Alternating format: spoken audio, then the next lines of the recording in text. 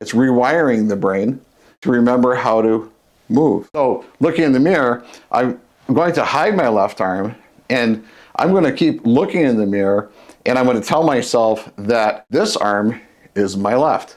And seeing this, and by the way, I almost even feel like it's my left arm. This reminds the motor cortex on the surface of my brain what it feels like to perform normal shoulder motions. I can go behind my head, and I could actually touch the back of my head because I want that biofeedback.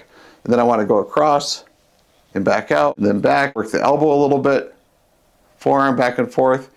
And then I'm going to turn and actually look at my left arm. I'm not in the mirror.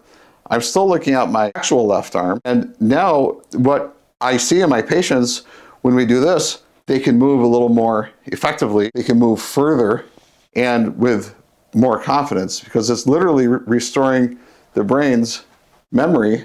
It's rewiring the brain to remember how to move.